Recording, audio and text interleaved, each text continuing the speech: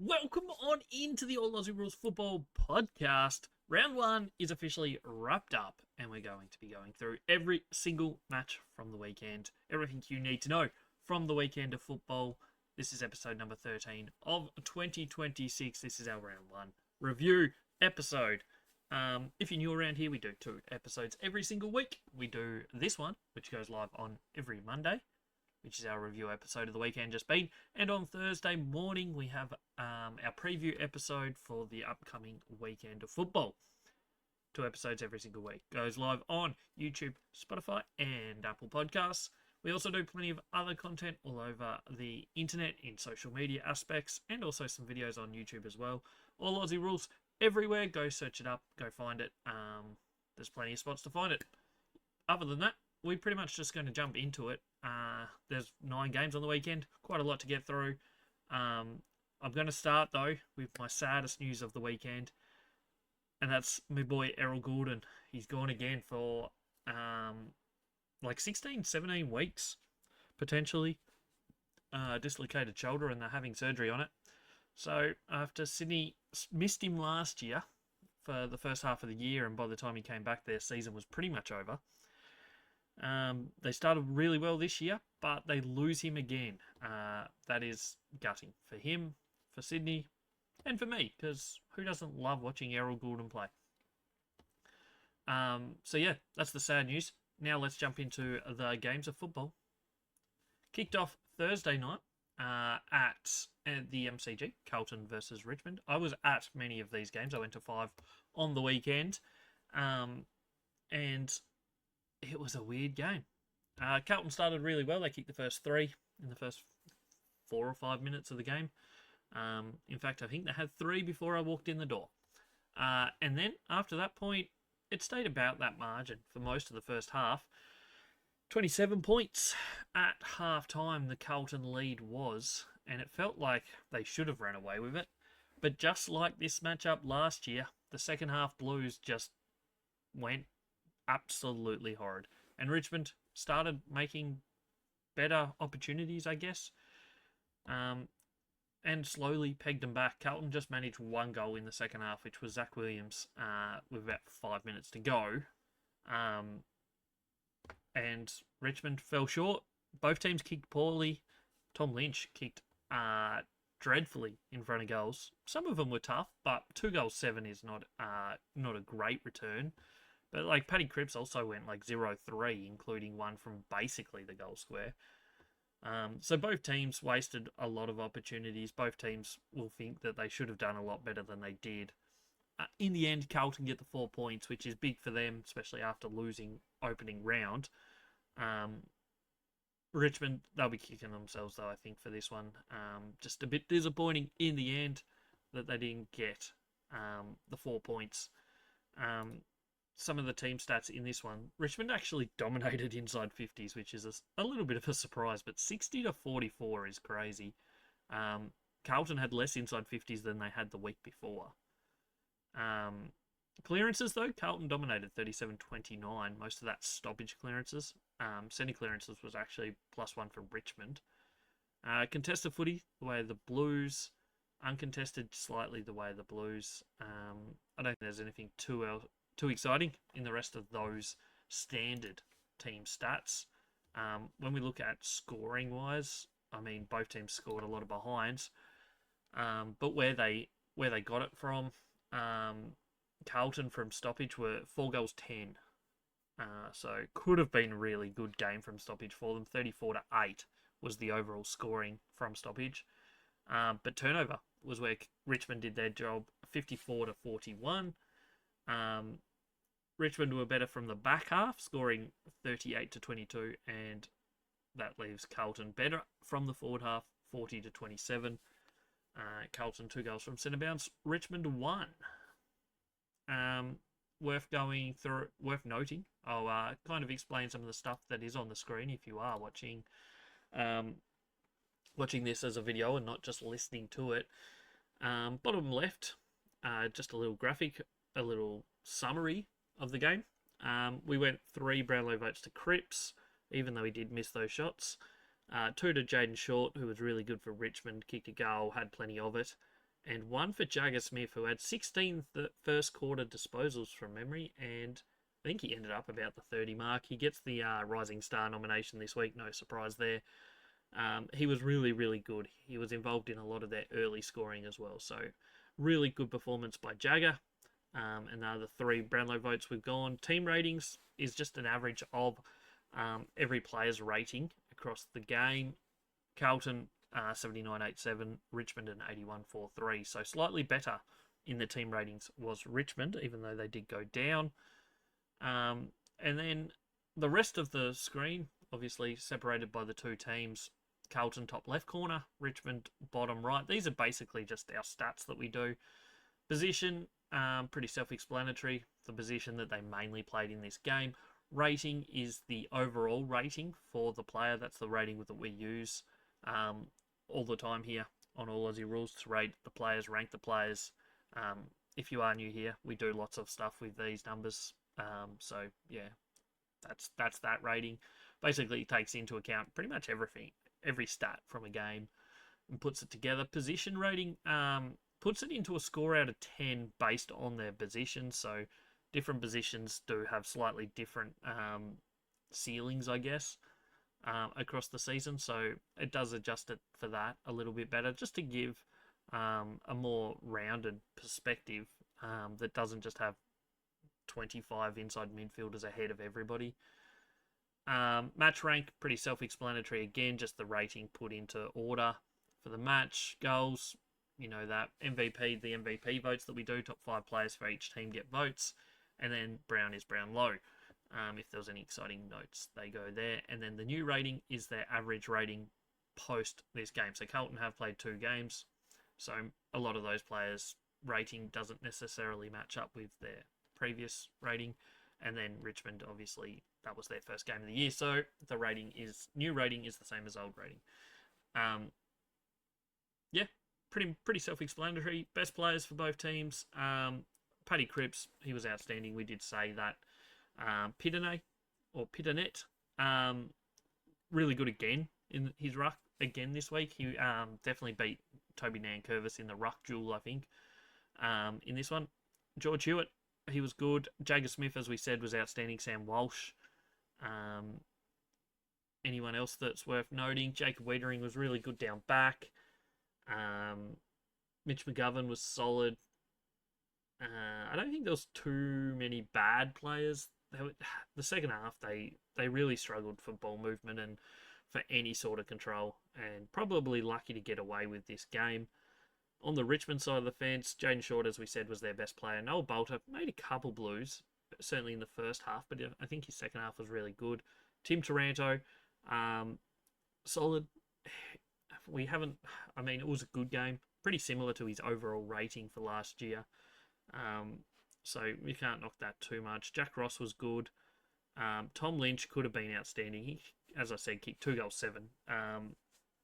I know a lot of people rate him poorly because of inaccuracy in front of goal, and that's fair enough. But he was pretty much the one reason they were still in the game, really. He had plenty of... he wasn't great in the first half, but in the second half, he was their target. He got a couple from free kicks, but he was just their only target up forward, and did a good job of it. So, other than the fact that he could not kick a goal. Sam Lawler kicked a couple important ones. Jacob Hopper was a bit disappointing, if we're being completely honest. Sam Grill was really good on debut. And yeah, that's pretty much across the board. Everything worth noting, I think, from this game. Carlton just too good in the end, and they get the win and the important 4 points after losing opening round. Richmond, we don't expect too many wins from them. This would have been a really good start to their year, though, just like last year. Jumping into Friday night, we had Essendon Hawthorn at the MCG. First quarter and a half, Essendon put up a really good fight. I think they were only down by less than a kick or about a kick halfway through the second quarter, and then Hawthorn just absolutely tore shreds to them in especially the last 10 minutes of the second quarter, but probably the last 15 total. I think they kicked like 5 goals in the last 10 minutes and just put the game to kind of bed just before half time. They were up by more than 6 goals, almost 7 goals. No, actually more than 7 goals. 7 goals 2 they were up by at half time. And from that point, it was pretty obvious the way the result was going. Essendon did manage to kick like the last 4 goals of the match, or not the last 4, but 4 in a row in that last quarter to bring it back a little bit before conceding the last 2 to Hawthorn again. 62 point winners. Hawthorn bounced back from a disappointing game opening round. They'll be much happier after this one. Their midfield just absolutely tore Essendon to shreds in the end, and I mean their whole ground did. Essendon just didn't have the answers across the board, if we're being completely honest. You look at some of the team stats here, and it was a domination. Inside 50, 69 to 40. That's plus 29 is huge. About 80 extra disposals. Most of that, or all of that, kicks. Essendon actually had more handballs than Hawthorn, which says something about the ball movement, I guess.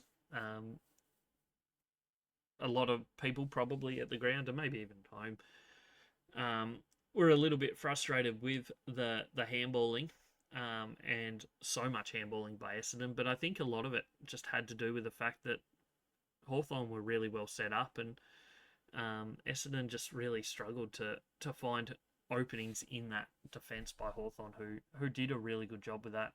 Clearances was 41 to 28. As we said, they dominated that midfield game. Sending clearances 20 to 12. Essendon just couldn't get first hands on that ball. Turnover numbers were really low. Hawthorn had just 52 turnovers in this match, which is ridiculously low. I think they only went under that like 2 or 3 times last year.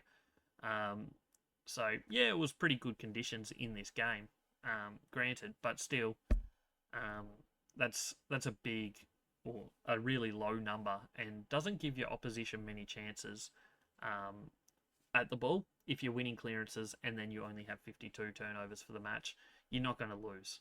It's just that simple. 157 marks as well for Hawthorn, over double that of Essendon, and 23 marks inside 50. Just tells you how many opportunities Hawthorn were creating and in this match. So I think they clearly had control of this match in pretty much every facet of the match.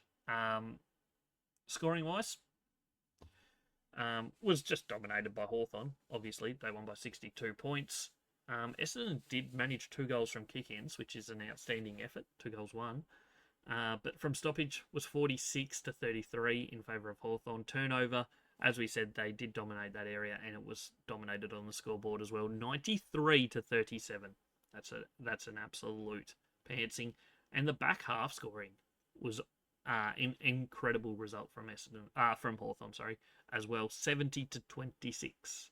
62 to 44 from forward half, and both teams scored 13 from the centre bounce.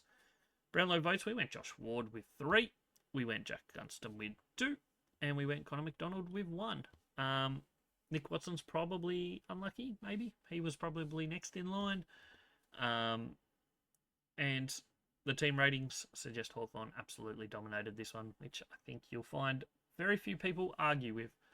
The winning team, Hawthorn, best player, Josh Ward, in our rating system, just ahead of Josh Weddle, who had a much better game this week than last week. Ned Reeves was incredibly good in the ruck, and probably has taken that number 1 spot from Lloyd Meek just on this performance.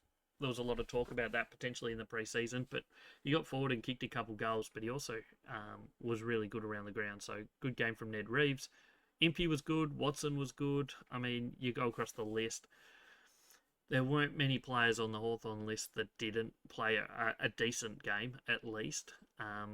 Most were at average or above average. Just a really good team performance from Hawthorn. On the Essendon side of things, Zach Merritt looked good, especially early. Kicked a goal, had plenty of it. Mason Redmond was good down back. Sam Durham okay. Ben Mackay certainly played better than what we saw from him at any point last year, I think. So that's a positive sign that he might be back to more his 2024 form. Darcy Parish was good as well. Certainly early, he got plenty of it. They had some debutants that did okay. Dyson Sharp kicked 2 goals. Didn't get much of the football, but when he did, made use of it. Yeah, but I don't know. Essendon just look a fair way off the pace of other teams, but at the same time, they hadn't played the week before, so maybe they needed the cider. We'll see. As we've argued many times on this podcast, first match of the season, even the first couple games of the season, don't read too much into how a team plays. There's a long way to go in this season. Essendon do have a lot of ground to catch up on, but at the same time, like, what can you... Yeah, a lot of teams last year had really bad, at least one bad game in the first 2 or 3 weeks. So we'll write this one off. We'll forgive it and see how they go and bounce back this week. I don't think they're going to be a team that challenges for finals, but maybe this isn't as bad as it looks on paper, potentially. We'll see over the next couple of weeks. We move into Saturday football, and we went to Marvel Stadium. It was the Bulldogs Giants, and this was another absolute flogging. The Dogs end up winning by 81 points. It was pretty close for the first quarter for most of it. The Doggies kicked 3 quick ones late in the first to give them a 16-point lead. By halftime, it felt like it was over. Bulldogs were just kicking straight. 11 goals won. And I think at that point, they'd only had 19 or 20 inside 50s. GWS actually had more inside 50s for most of the first half. But every time the Bulldogs went forward, they were pretty much scoring a goal. More than one every 2. And then the second half came around and it turned into a full domination with Bulldogs dominating inside 50s, dominating ball, dominating everything. They kicked like 5 goals in the first couple minutes of the... Or 4 goals, sorry, in the first couple minutes of the third quarter.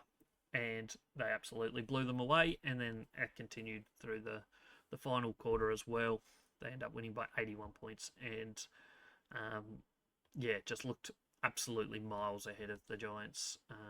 There's no doubt about that. Team stats-wise, Bulldogs did have slightly more of the ball, plus 20, plus 5 inside 50s, 55 to 50. So 21 goals from 55 inside 50s for the Dogs.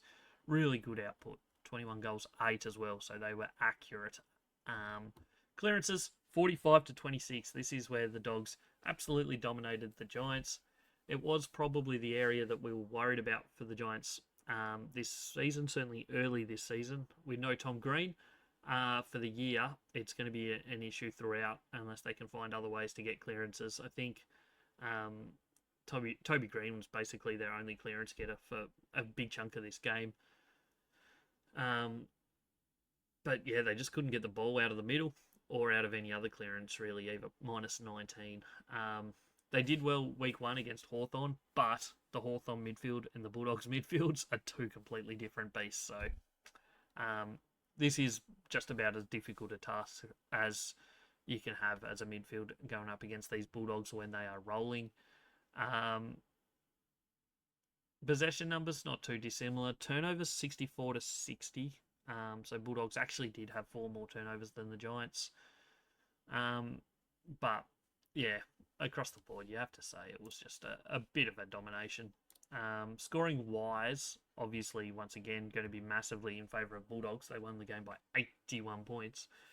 They scored 69 points from stoppage, which is more than GWS scored for the whole match from any source. So 69 to 9, plus 60 in stoppage scoring, and turnover was 59 to 38, so plus 21 there. Defensive half, not that great, 33 to 14, but that front half was 69 to 39, so plus 30. And then the centre bounce scoring, as we said, they dominated centre clearances 20 to 10, I think it was. And they dominated scoring as well. 5 goals, 2 to 0-0. Giants did not score 1 point out of the centre bounce in this match. That is just a margin that you're going to struggle to fight back from if the other team kicks 5 goals and you get none from the centre bounce. So yeah, big discrepancy there. Team rating, obviously Bulldogs way out in front, 93 to 75. Brownlow votes Bontempelli was absolutely outstanding again. That bloke can do no wrong. He was incredibly good throughout this whole match. Norton, he kicked 6 goals in the end. He was outstanding. Tom Liberatore, another one that dominated in the middle role with Bont. I mean, a lot of Bulldogs players did. They play an interesting midfield role. All of their midfielders, really. I think it's because they've got so many, but you'd see them changing positions regularly, but not so much going out to the wing. So there was Bontempelli doing it. There was, I think, Leber was there. Matt Kennedy definitely. Riley Sanders was another one. That all kind of rotated through either centre bounce, half back flank, or half forward flank. And like they just would rotate centre bounce to centre bounce. They'd kick a goal from the centre bounce, and then the next centre bounce they would have a different setup again. And this time Riley Sanders would go in, and Bontempelli would go to half forward or half back, whichever way they went. And that's just the way it rolled. And whoever was that midfielder that was playing half back flank or half forward flank would absolutely sprint into the centre square as soon as the ball was thrown up, to give them that extra midfielder around the ground. So it's just something that the Bulldogs probably, I think noticeably to me at least, were doing a little bit different than what I've seen from most other teams this year. But just the fact that they change it pretty much on the spot every centre bounce as well, on who that player is. But it seemed to always just about be one of those main inside midfielders or Riley Sanders, on the most part. Bailey Dale swung forward in that last quarter as well to try and get him a goal, I think, but that didn't happen. But yeah, Bulldogs, fantastic. Bontempelli, huge. There was no one really bad for the Bulldogs, let's be honest. They played another really good game. They had some bad turnovers in the first half, mainly young players like Lockie Sharks, but overall they were really good. Buku Karmas, another good game down back, so he's looking a lot better this year as that tall defender. Really good, outstanding performance from the Doggies, no doubt about it. Giants, Lockie Ash was good down back. He had plenty of the football. Finn Callahan was solid in the midfield. A good performance from him. And then you struggle to find much else. Joe Fonte was okay. Jack Buckley was solid, but I mean, they just had too much delivery down there. Too much easy delivery for the key defenders of Giants to make a big impression. Overall, Bulldogs win this one comfortably. They go 2-0 to start their season. They'll be absolutely stoked. Giants 1-1. They'll be fine. It could easily have been 0-2 when they had so many injuries. So we'll see if they can bounce their way back. They've got a lot of things to work on from this game, specifically that midfield battle. How can they start winning a few more clearances, especially centre clearances? Because you give up as many as they did in this game, you're going to struggle to win too many games of football. Next up was down at the Cattery, Geelong v Fremantle. Geelong win it by 10 points. Surprisingly, because the Dockers looked on early. Quarter time was 8-3, 52-19 in favour of the Dockers, and it was looking smooth sailing. Late in the second quarter, it was looking even better. They were 74 to, I think, 40? No, 73, sorry, to 40 up just before half time, and then the Cats did kick a couple goals. No, 74 to 39 it must have been. Sorry. But Cameron kicked a couple goals. Got the Cats into 22 points down just before, for half time. And back in the game. And then really good third quarter again from the Cats. Got them within 10 points at 3-quarter time. And then they just overran them in the last quarter. Dockers not managing a goal in that last quarter. Managing just 3 goals, 8 in the second half. And the Cats come from the clouds from more than 5 goals back to win the game in the end by 10 points. Both teams, same amount of scores, 16-14 to 14-16. Team stats-wise, ends up being a domination in the inside 50 count, 60 to 46 plus 14 in favour of the Cats. Coming off a really bad performance the week before, they'll be happy with that. Stoppage numbers, Fremantle dominated 42-28, including 17-11 from centre bounce. They just couldn't convert enough of them. Contested footy, the way of the Dockers. Uncontested footy, the way of Geelong. Marks was 111-61. So once Geelong got some control into the ball movement, they looked a lot better. There's no doubt about it. They led for just 18 minutes of this game, but they get the 4 points. Scoring-wise in this match was from kick-in, Geelong 2-0, 13-2. From stoppage, that's, as we said, Fremantle did dominate the stoppage game. They scored 44-34. And then from turnover was the way of Geelong, 63-54. Defensive half was dead level, 34-34. Forward half was dead level, 63-63, which means scoring from centre bounce was 13-3 in favour of Geelong. 2 goals, 1-0, 3. That's your difference maker right there. As we said, Geelong actually won Fremantle actually won centre clearances 17-11. 17 centre clearances for 3 behinds versus Geelong's 11 centre clearances for 2 goals, 1. That's probably all you need to know. That ends up being the difference in this game, that the Cats win by 10 points. And yeah, bit disappointing for the Dockers fans. Would have been a great start to their season after last year was a shocking start to their year down at the Cattery. But unfortunately for them, they didn't finish the job. Brownlow votes Bailey Smith 3. Caleb Sarong was best on ground in my opinion. I've given him 2 votes. And Shannon Neal gets 1 vote. He kicked 5 goals in this game. He was really good. As was a lot of players for Geelong, certainly in that second half. Highest rated players for Geelong, Tom Stewart, Bailey Smith, Max Holmes, the regulars, Sam De Koning, Shannon Neal. Other highly rated players, Jeremy Cameron kicked 3 goals, was good, had plenty of the football. Sean Manor kicked 3 goals, all of them in a spate of not long in that second quarter, really. He was pretty highly rated. Other players that played well, Tom Atkins was good in the mid. Brian Myers was really solid.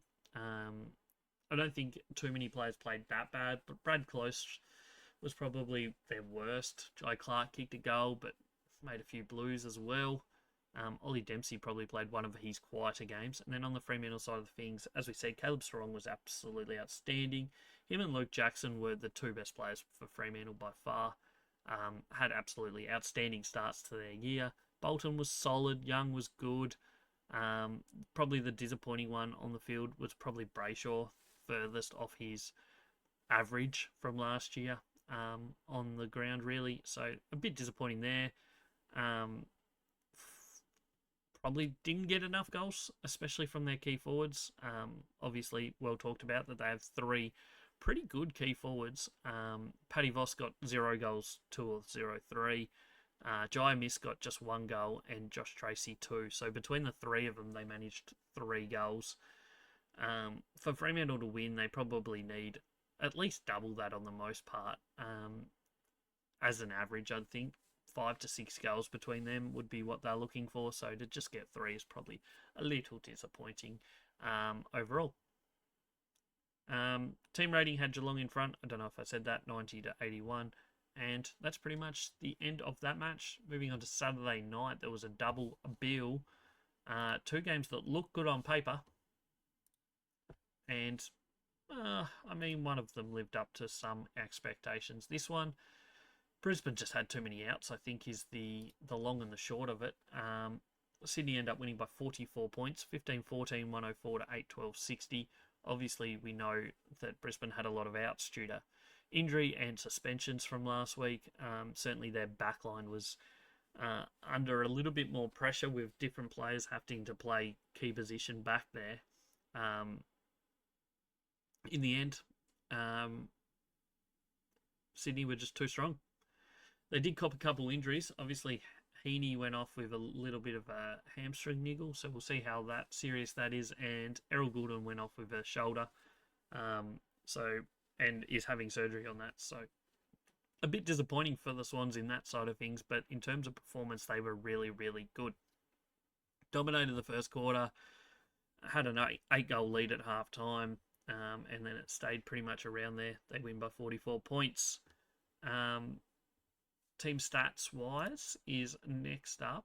They had more of the ball. They had 19 extra inside 50s, Sydney, even though Brisbane absolutely dominated clearances and centre clearances. So centre clearances 15-9, stoppage clearances 30-14. But they couldn't control the ball. The turnover game was dominated by Sydney, 62-81. So 81 turnovers for Brisbane. That's basically 20 more than they had last week. So read into that what you will. Scoring wise, if I get the right game, usually helps. No surprise, turnover scoring, Sydney dominated it. Based on those numbers, not surprising. 78-31. So basically your margin right there. Back half, Sydney 43-16. It's what they did well against Carlton in the second half, and they did it well against Brisbane here. Forward half was 43-30, and centre bounce scoring, even though Brisbane did dominate clearances, they did dominate scoring, 18-14 in favour of Sydney. So a lot of things to take from this game. Sydney, good. Brisbane, I don't know if we read too much into it. Obviously, the turnover game was really, really poor for them, which isn't something they do too often. But round two, I think it's a very different looking Brisbane team than we're going to see for the rest of the year. Obviously, once they get their key defenders back, Hugh McCluggage back, this sort of stuff, it's going to be a very, very different team. But there's no taking away what Sydney did in this game. Will they be able to do it over the next few weeks with no Gordon and potentially Heaney missing some football? We'll see, but they certainly look good in this game. Blakey, we've given 3 votes to, Joel Amartey 2, and Lockie Neal 1 vote. Highest rated players, Nick Blakey was highest rated, then Joel Amartey, who kicks 5. Really good output from him. Matt Roberts, Tom McCartan was good down back. Callum Mills running off that halfback flank. Obviously, players like Heaney, Goulden didn't play full minutes. I think Goulden was about 60% game time and still rated really highly. So he was 7th highest rated player on the ground. So, I mean, he was playing an outstanding game until he went off injured. On the other side of the fence, Brisbane, Josh Dunkley was their highest rated, but pretty low for him. Dane Zorko was good again, as he always is. I mean, he just keeps performing. Bruce Revel, Lockie Neal, Darcy Fort. Even though Darcy Fort was their 5th highest, he was rated below Brodie Grundy. Kicked a goal and was solid. Didn't put up the numbers that he did last week, but they'll fully take that. A really good win by Sydney in the end. I don't think there's too much else to go on with that game, so we'll jump down to the MCG, and we had Collingwood hosting the Crows on Saturday night. And the Crows get the 14-point win with a really good performance. It was a weird sort of game. First quarter could have been a blowout. Adelaide kicked the only 2 goals of the first quarter, but they looked well on top. Collingwood looked a lot better in the second quarter and actually had the lead just before half-time. Adelaide got a goal right on half-time through Darcy Fogarty after the siren. And then Adelaide absolutely dominated the early parts and the mid part of the third quarter. They were up by 6 goals halfway through the third. And then Lockie Schultz got the last goal of the third quarter. Just to give Collingwood a sniff, they were still down by 30 points. And then Collingwood just kept fighting back, as they have typically done in their lives. Just kept getting enough goals to keep them interested, but then halfway through the last quarter, Fogarty kicked one, and then Ben Keys kicked one, and that was probably the sealer. With about 10 minutes to go, probably like 7 or 8 minutes of game time, it looked like it was over. Collingwood did manage 2 late goals to get back to 14 points. But in the end, it was too little, too late. Adelaide walk away winning it 13-15 to 11-13. Team rating had Adelaide well on top. I think when we look through the stats, most of it's going to suggest that Adelaide were the better team, probably. 387 to 365, so they had 22 extra disposals. Collingwood actually had 4 more inside 50s, but they did not. Yeah, it didn't feel like that watching the game. Clearances was 29 to 29, but the centre clearances was an absolute demolition by Adelaide, 16 to 9. They controlled that side of the game, and Collingwood just couldn't get it out of the centre with any ease. Contested footy was dominated by Adelaide, whereas Collingwood did okay in the uncontested footy game. 79 turnovers for Collingwood to 71, another bad area of this game for them. So they just had too many things that just didn't go their way, that they just didn't execute well enough. Score sources from stoppage was 25 to 16 in favour of Collingwood, but turnover scoring, as we said, they had more turnovers, Collingwood, and they did get outscored there as well, 77 to 47. Defensive half scoring, 52 to 28. The ball movement of Adelaide just was better than Collingwood's. Forward half scoring, 51 to 33, which is typical of the Collingwood of a couple years ago, even a little bit of last year. Where they get that high pressure game going at times and getting a lot of scores from that 7 goals 9. There was only 1 goal kicked from the centre bounce in this game. It was obviously by Adelaide, who were the better centre clearance team. But yeah, I think there's a lot of talk about Collingwood lacking forward targets that are having any impact. And I mean, their tall forwards in this game, none of them did anything. So it's definitely a talking point and something that Collingwood have to look at. Going into this game, I thought it was going to be a worry for them the other end of the ground with not many key defenders and having to use both Quainer and Maynard as key defenders for the full game. Was always going to be an issue for them. It didn't maybe hurt them as much as maybe I thought it might. When you look at the key forwards from Adelaide, Thilthorpe got 3. He was against Billy Frampton. So he was good. And then Darcy Fogarty got 2. So he was reasonably well held. And then Taylor Walker didn't get any, but still played okay.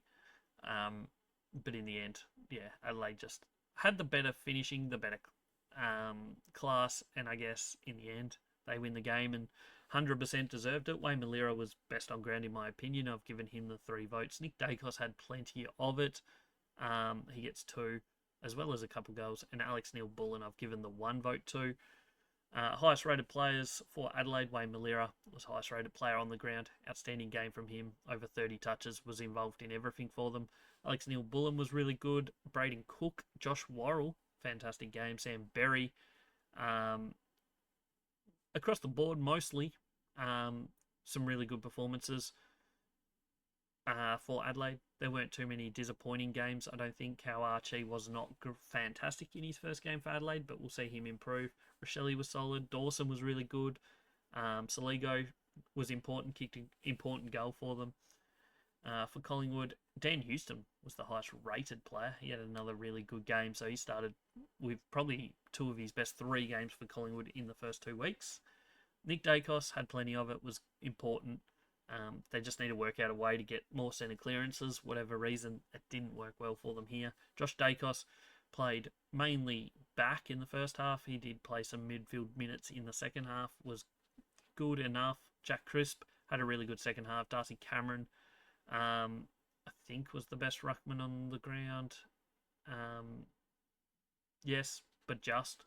I mean, Lachlan McAndrew probably beat him mostly in the first half. I think Darcy Cameron was probably better in the second half. As we said, their key backs was always going to be an issue here.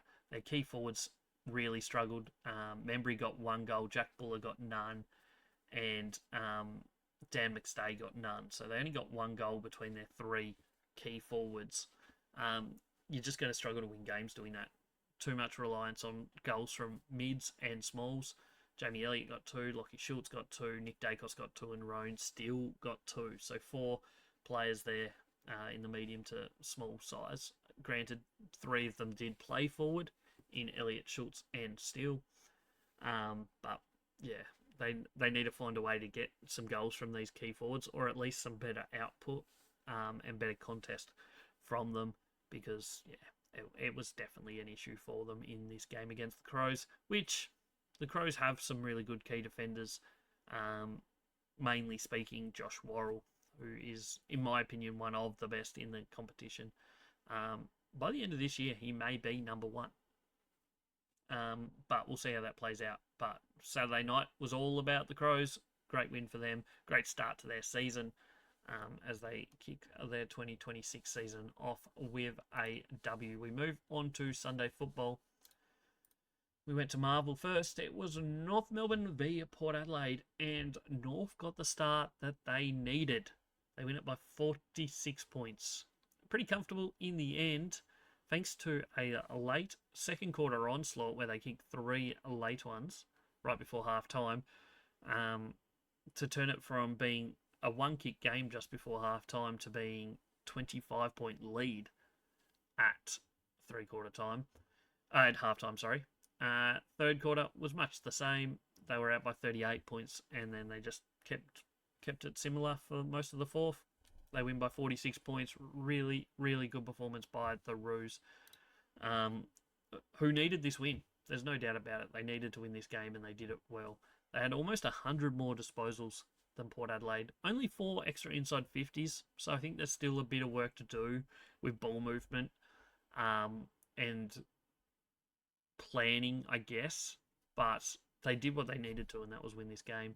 They dominated clearances, which was all stoppage clearances. Centre clearances were 12 apiece. Contested footy, North dominated. Uncontested footy, they absolutely dominated. Turnover game, they had 100 extra disposals, or almost 100 extra disposals, but had less turnovers. That's a really good sign. One less turnover than the Power. They had more marks by a fair margin, 119 to 74. And yeah, it was just really, really good across the board. Both teams got 1 goal from a kick-in. Stoppage scoring was 52 to 22 in favour of North Melbourne. 55 to 39 from turnover. Back half, Port Adelaide actually did well here, 41 to 26. As we said, North Melbourne's ball movement did struggle a little bit at times.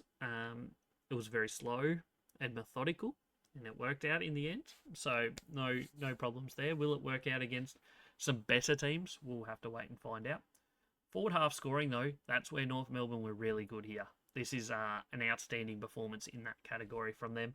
73 to 24 is an absolute demolition and a really, really good sign. So that bit was very impressive from North Melbourne.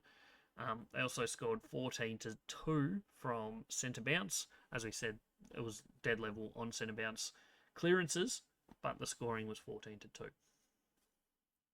2. Team rating, 86 to 70, so the numbers suggest North Melbourne absolutely cleaned up in this game. 3 votes were gone Dylan Stevens. He was outstanding, especially in the first half. Harry Sheasel 2, and Luke Davies-Yanake gets the 1 vote from us. Highest rated players for North Melbourne, Charlie Coman, one of the highest rated players of the weekend, playing that key back position and getting forward for a sneaky little goal as well. Really, really good performance from him. I think he had double figure intercepts from my memories. I think he had 5 intercept marks. Did he have more than 10 intercepts? I can't remember. But either way, 14 intercepts. So yeah, he absolutely had some big numbers. So great performance from him. Stood up. I've been getting into the North Melbourne defense for a little bit, and they proved me wrong this week. Will they continue that? We'll see. But to only concede 67 is a really good start. Luke Parker was good. Dylan Stevens, as we said, was outstanding, especially in the first half. Tristan Cherry. Jai Simpkin on the wing was good. Harry Sheasel had plenty of it, as did Luke Davies-Yanake. I mean, the ruck matchup is going to be a big issue for Port Adelaide through most of this season, I think. Dante Visentini just got outworked and outplayed by a better ruckman in Tristan Cherry. Blameris was good in his debut. Zerha was solid. I didn't have anyone play bad. Nick Larkey in his first game as captain kicked 4 goals. Cooper Tremba kicked 3.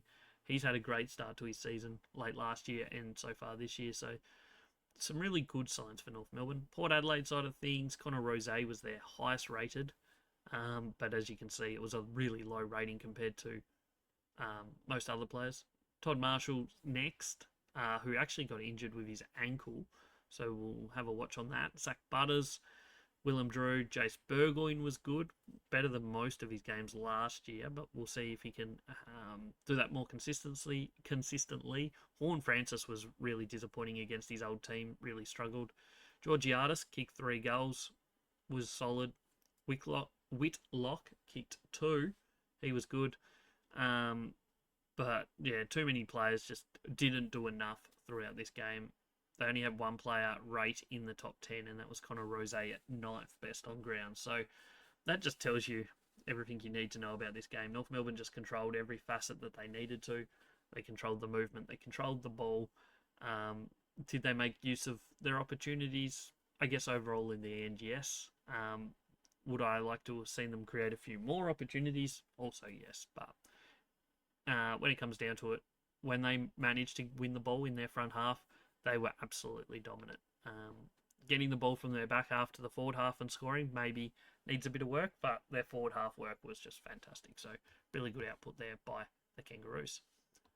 Moving on to the second of 3 Sunday games, and it was Melbourne St Kilda at the G. This was one of the games of the round, if not game of the round. It was fantastic. A seesawing battle, to say the least. St Kilda led most of the first quarter, ended up leading by 7 points at quarter time. Lead changed a few times in the second quarter and ended up with Melbourne having a 2-point lead at half time. Third quarter changed leads a few times again, and with a few minutes to go in the third quarter, St Kilda were leading, but Melbourne got the lead back just before 3-quarter time through Cozzy Pickett to lead by 4 points at 3-quarter time. Melbourne kicked the first couple of the last quarter and it looked over, but St Kilda kept fighting back. When Max Hall kicked one with a few minutes to go, we thought maybe they were a chance, but then Bailey Fritsch snuck one in for his only goal of the game to win it, and win by 13 points in the end for the Demons. Fantastic start to the year for them. Not many people expected much from them this year. A lot of people expect a lot from the Saints, who start 0-2. Really disappointing for them. Looking at some team stats here, St Kilda actually had 70 more disposals than the Demons, and yet had 4 less inside 50s. So once again, it just turns into that sort of, did they make enough opportunities from the amount of football they had? Maybe not. It's a completely different performance from St Kilda than their one last week against Collingwood, where Collingwood controlled the ball and St Kilda tried to, when they had the ball, move the ball like in a wave motion. This time they were much more slow and deliberate with it. Did that work for them? Did it not? I mean, they lose the game, so make up your own mind. The team ratings that we do actually suggest St Kilda were the better team, 95 to 83, but at the end of the day, all you have to do is get more score than the other team, and that's what Melbourne did, so well done to them. 5 extra clearances for St Kilda in this game, but Melbourne were good out of the centre clearance, 17 to 15. Both contested and uncontested football the way of the Saints. The turnover numbers were low for both teams. St Kilda had 52. Last week they had over 70. So really good performance in that side of things, looking after the football. But once again, were they a little bit safe in their ball movement, potentially? Other than that, jumping into the scoring side of things for this game, Melbourne kicked 2 goals from kick-in, which is a great start. St Kilda did get 1. From stoppage, St Kilda outscored 45 to 37, but from the turnover, 70 to 56. So even though St Kilda did not turn it over that many times in the low 50s, they gave up 70 points. That's pretty much one of the worst turnover number to turnover scoring that you'll see. So outstanding performance by Melbourne in terms of that. When they did manage to get the turnovers, that's where they won the game. Forward half scoring was 53 to 42. Other than that, it was pretty similar. 15 to 15 from centre bounce and 52 to 50 from the defensive half. So shout out to Melbourne. They did what they not many people expected, probably, and they get the win. Brownlow votes were gone. Van Rooyen with a 3 for his 6 goals. He was outstanding. Max Hall gets 2. He was fantastic. I think he was best on ground. I don't know if he'll get the 3 Brownlow votes, but he was definitely best on ground in my opinion. And Cosy Pickett gets the 1. Highest rated players for the Demons, Maxi Gawn, as he has been number 1 ruck for many years, and he had an outstanding performance here. Van Rooyen gets the 2. Jack Steele. Van Rooyen was second highest rated for Melbourne. Sorry. Jack Steele next. Daniel Turner, Caleb Windsor. Just good all-round performances, I think. Pretty consistent across the park. They did what they needed to, and their scoring and their ability to make use of their opportunities was very, very good and kept them in this game. And in the end, 18-12 plays 15-17. So the team with less scores wins the game. On the St Kilda side of things, Max Hall was outstanding. Callum Wilkie down back was good. Windhager, really good performance from him. Jack Sinclair, Darcy Wilson. Tom de Koning was similar rating to last week. Unfortunately, Max Gawn did outrate him for sure in this game. And then they had plenty of players get plenty of it and look reasonably well. But I think the problem being that they didn't make use of their opportunities. Once again, Nashai Wanganeen-Malira wasn't highly rated for someone that is capable of being consistently highly rated. He was 15th best player on the ground according to our numbers. So there's lots of improvements for St Kilda, but in the end of the day, they lose this one and they start the year 0-2, which they would not have been hoping for. Melbourne, fantastic. They'll be stoked. Really good start to this new look Melbourne team.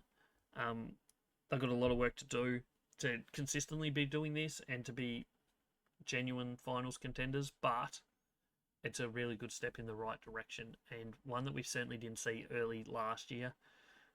They lost their first game in a close one to GWS last year, but then the 4 weeks after that they looked absolutely atrocious. So we'll see what that means, but for now, good start. One final game to look at, and that was Sunday night, Gold Coast v West Coast. And this on paper looked like it was going to be a blowout. And early days, it also looked like it was going to be a blowout. But in the end, West Coast put up a decent fight, lose by 59 points.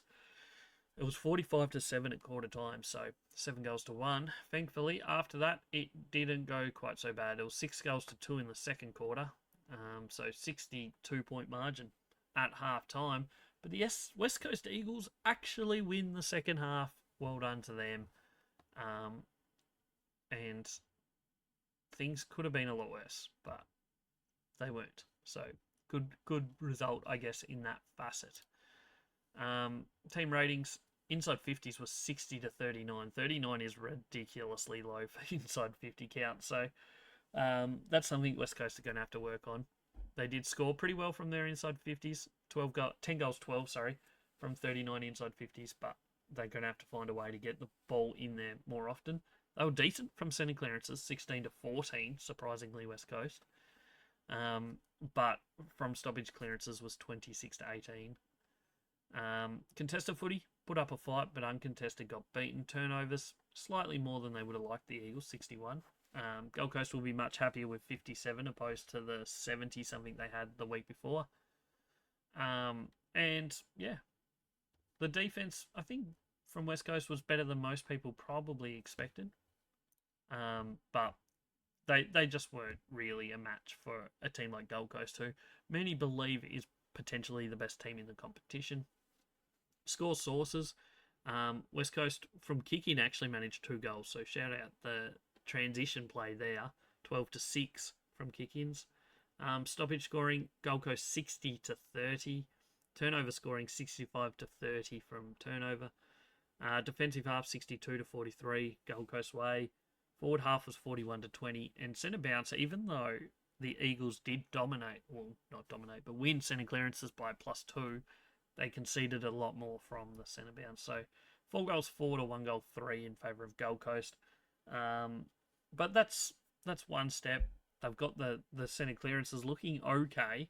Now to turn that into actual scores is the next question and the next bit that the Eagles need to work on there.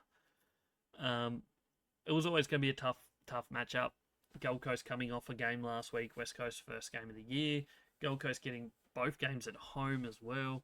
Just a lot of factors worked in the favour of the Gold Coast Suns here, but the Eagles, they fought better than most people expected, and I think a net positive on what we expected. Team ratings, Gold Coast really dominated it, 91 to 78 basically. Brownlow votes, we're gone Petrarca again with 3. He was fantastic. 2 to Noah Anderson, 1 to Jared Witts. Highest rated players, Christian Petrarca was the highest rated player in the AFL this weekend. After I think he might have been the weekend before as well. So outstanding start to his season and his new team. Noah Anderson was highly rated. Jared Witts was really good in the ruck as we expected, but the ruck position for West Coast is absolutely an issue. Joel Jeffrey was good. Will Powell was good. Mac Andrew, good down back. John Noble, solid. Bodie Uland was good. I don't think there was too many players that weren't great, or at least average-ish for Gold Coast. They were good. They were really good. West Coast side of things, Murdoch on debut was their highest rated player, which is crazy to think. He did kick 2 goals. Waterman, key forward. He was good. Kicked 3 goals, sorry. Jack Graham, good. Bo Allen, good. Devon Robertson in his first game as an Eagle. Got plenty of it. Cooper Duff-Titler in his first game was solid. Willem Dersma wasn't outstanding, but did a decent enough job in this game. Had 14 touches. Elliot Yeo returned with 2 goals. Hopefully he starts to get a bit more into the swing of things and can show some good things over the next few weeks. And yeah, that's pretty much that game, and that's all 9 games. We'll now look at how our tips went on the weekend. Started really well with the first 5. So we got Carlton over Richmond. They only won by 4 points. We said 21, so not fantastic on the margin, but not terrible. We said Hawks by 35. They won by 62, so they were definitely better than we maybe expected. Bulldogs, this was always a chance of happening. I thought we might see a decent performance from Giants after their performance last week, but they lost by 81. The Cats won by 10. We said by 5, so we weren't too far off. We said Swans by 11. They won by 44. We got Collingwood wrong, as the Crows upset them by 14 points. Port Adelaide, they let me down for sure. This was my upset of the week I was hoping for. 23 points I had them by. North ended up winning by 46. St Kilda, we had them by 26. But Melbourne just played better than what I thought, and many people probably thought, as Melbourne win by 13. And then Suns by 61. They actually won by 59, so we go close on that game. We go 6 out of 9 for the week. 8 out of 14 for the year.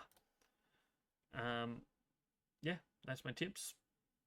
And that's a wrap on round 1 review. All 9 games looked at. Over the next few weeks, we'll hopefully start adding some more of the stats into episodes. We'll see what happens. Like the overall ratings and stuff. But a really good first round. Some good games, some bad games. I went to 5 of them, as I said, and had an absolute ball. We'll be back on Thursday morning with a preview episode of round 2. There is only 7 games coming up this weekend, but they will be all previewed in that episode number 14.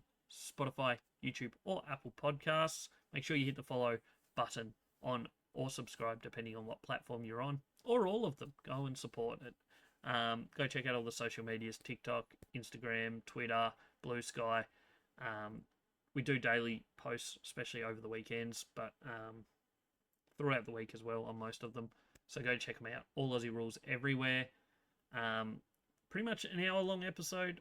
Hopefully it wasn't too boring for you. I hope you enjoyed it. If you stuck it out, I'm John. This is another episode of the All Aussie Rules podcast. We'll be back on Thursday. Big weekend coming up. So thank you, and I'll catch you on the next one.